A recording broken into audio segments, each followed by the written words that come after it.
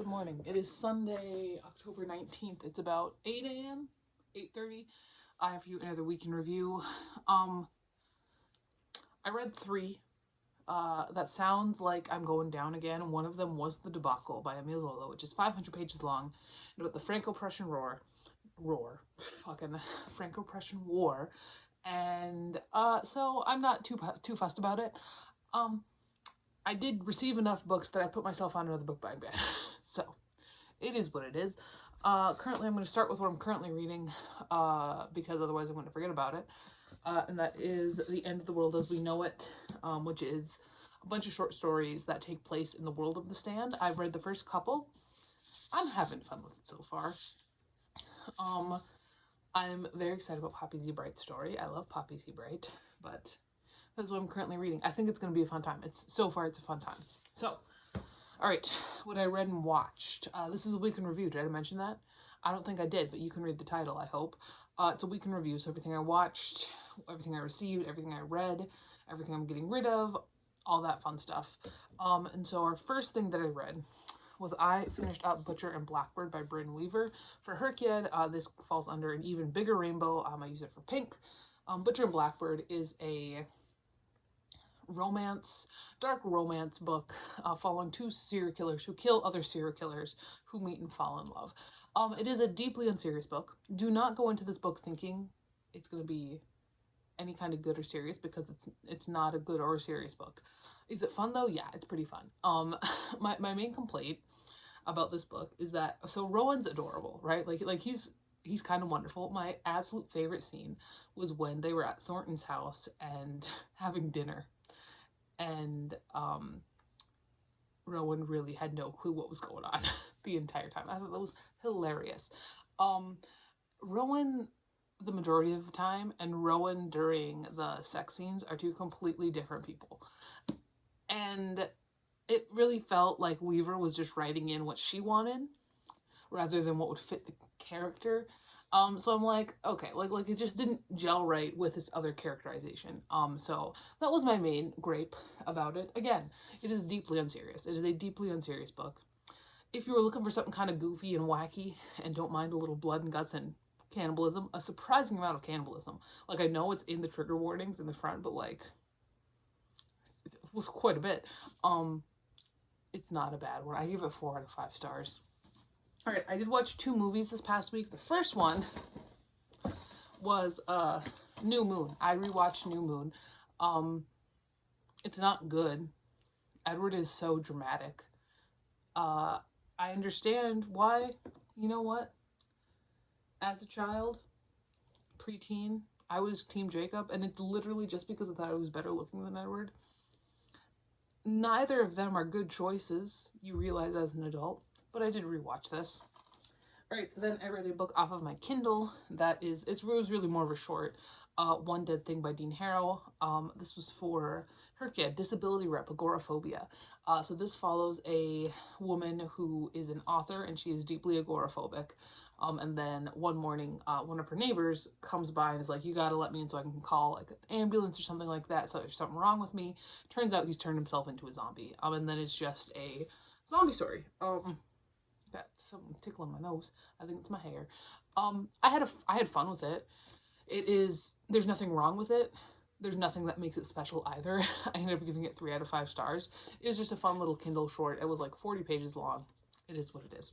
All right. Then my last book I finished, for her kid, I use it for translation. This was my French book. I knew that out of the 5 languages, one of them was going to be French. And I finally used my French cards to have to be different languages. The Debacle by Emile Zola. It's been too long since I read a Zola novel. I think my last one was The Lady's Paradise in, I want to say 2023 or something like that. The Debacle is technically the last in the Rougon Macquart cycle.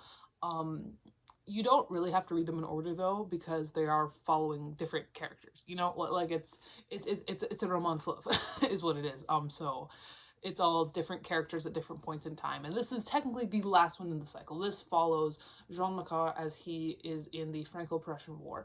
And so the first part is we are deep in the thick of the war. The Frenchmen think that they're going to be able to win. It's mostly a lot of wandering around. The first part is not super interesting.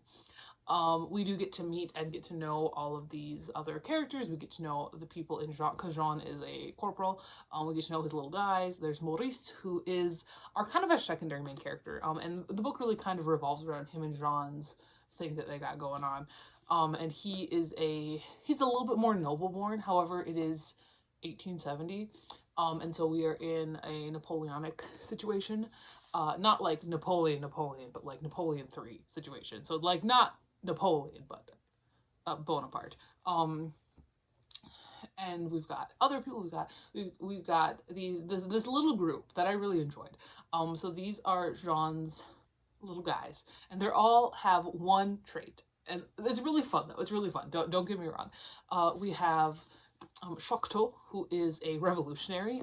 He's very anti-authority. He's anti-government. He's like just very mad about everything. He would have loved this. And he is where I did not think I was going to read this in a classic French novel, but Chocteau does at one point say, "Fuck the police," which is great.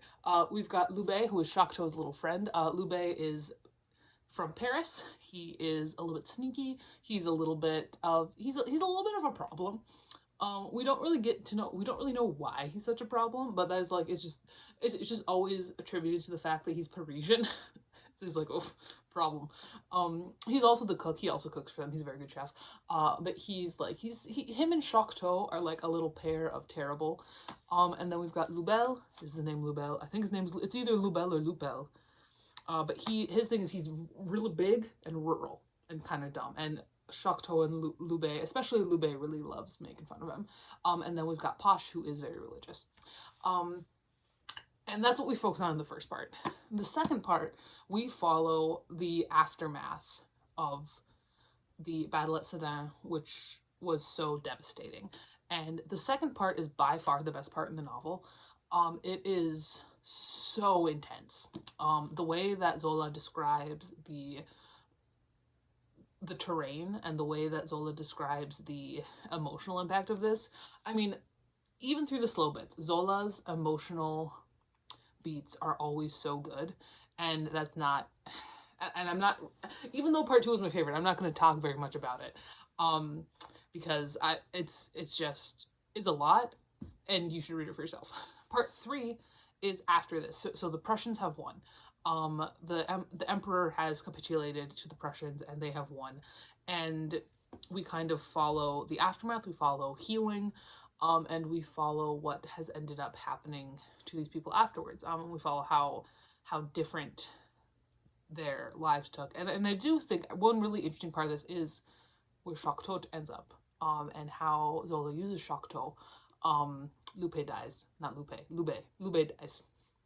But again, it's because of Chocteau. Chocteau would be an interesting character to write an essay about, is all I'm saying. If I read this for a class in college, I would write it about Chocteau.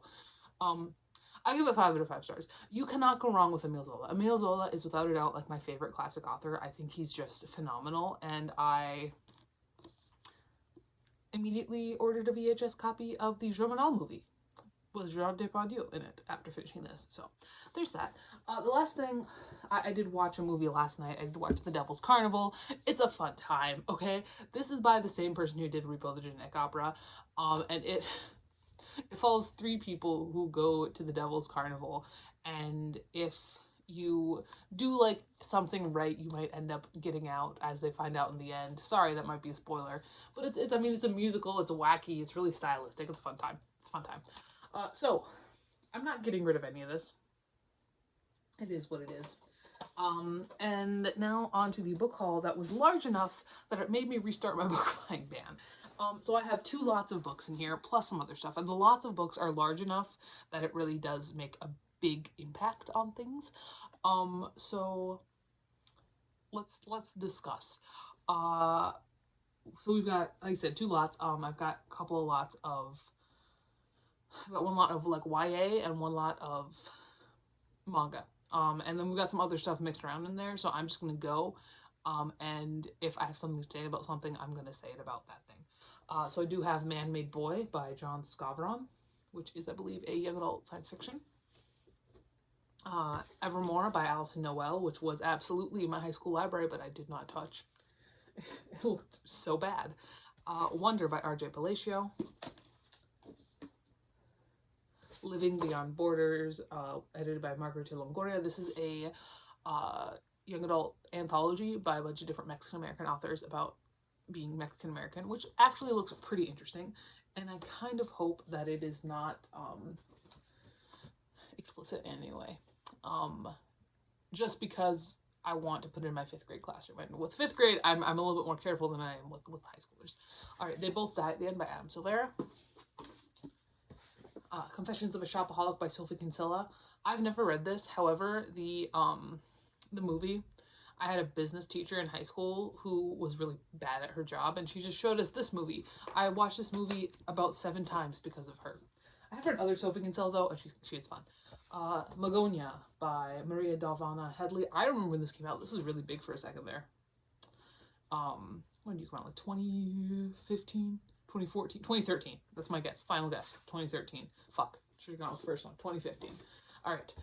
Jealousy by Lily St. Croix, which is a Strange Angels novel. Holding Up the Universe by Jennifer Nevin. The Thing About Jellyfish by Ali Benjamin.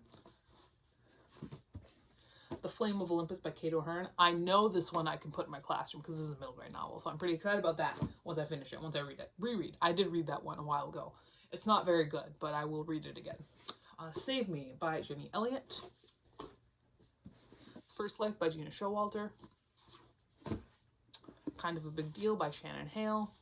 I did also pick up a couple of nonfiction books about the French Revolution. The first of which is The Revolutionary Temper by Robert Darnton, Paris 1748-1789. So this is more of the lead up to the French Revolution. My prime time is The Terror, so this is before The Terror, but it is still, looks to be an interesting one. So we'll see exactly what we got going on here. I do wonder. I didn't look and see if my boy is in the index. Oh, he is. Hell yeah. What does that mean? 2 pages and 2 pages. Oh. Do I have a picture? No. It's 518. Oh, that's notes. Damn. Okay, anyway, got this. We got The Night Gardener by Jonathan Auxier. Mission Dragon by Bear Grylls. Pure Sin by Kate Bryan. I did also get a bunch of T. Kingfisher books. I think I've mentioned before when I hauled Sword Heart last week or the week before, that I'm really intrigued by T. Kingfisher because of how prolific she is. So I did get, it was like a box set of like 4 of her books on Amazon. So in it we had, I think it was all of her like horror novels. The Hollow Places, not all, but a chunk. The Hollow Places by T. Kingfisher. That's one of them. Here is Flawless by Sarah Shepard. Here's another T. Kingfisher. Also in that was The Twisted Ones and also What Moves the Dead, which I think is the one about like the fall of the House of Usher. This is not like the cool cover, but it is what it is. All right. I also picked up For Whom the Bell Tolls by J.C. Lynn, which just looked ridiculous and fun, and it had fun sprayed edges. So this book is like about this young woman who dies and goes to hell, and then she like works at like the front desk, which looks funny. Okay, this looks like another unserious book, so that's why I picked it up. I have Come Knocking by Mike Bakoven. He wrote Fantastic Land, which I loved, and Pack, which was fine. I'm hoping this leans more towards Fantastic Land, so I did pick it up. Also, in terms of super unserious, Colin Gets Promoted and Dooms the World by Mark Waddell. Looked like a fun time, okay? Okay, it looked like a fun time. All of Us Murderers by KJ Charles, which is a Victorian queer mystery thing. I don't know, it looked fun. And the other nonfiction French book that I got is Liberty or Death, The French Revolution by Peter McPhee. Camille check.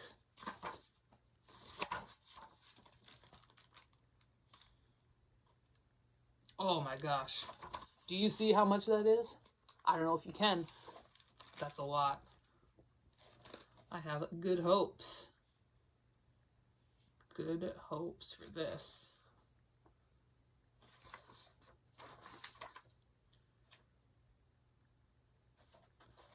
We have got a lot of emphasis on a painter that is not David, which is interesting. We don't see that a lot in French Revolution things. Okay.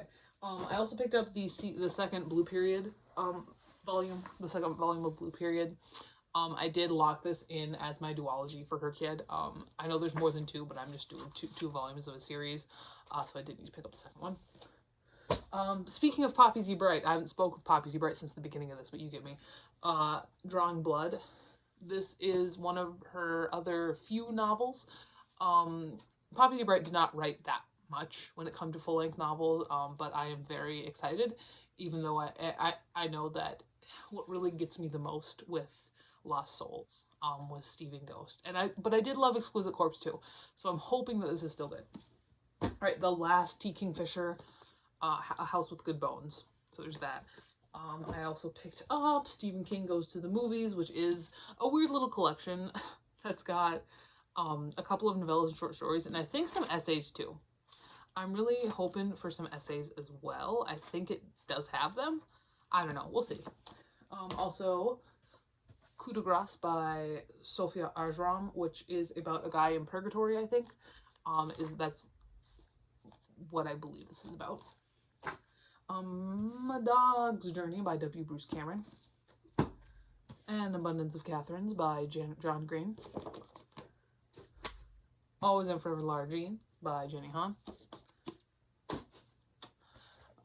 The Old Willis Place by Mary Downing Hahn.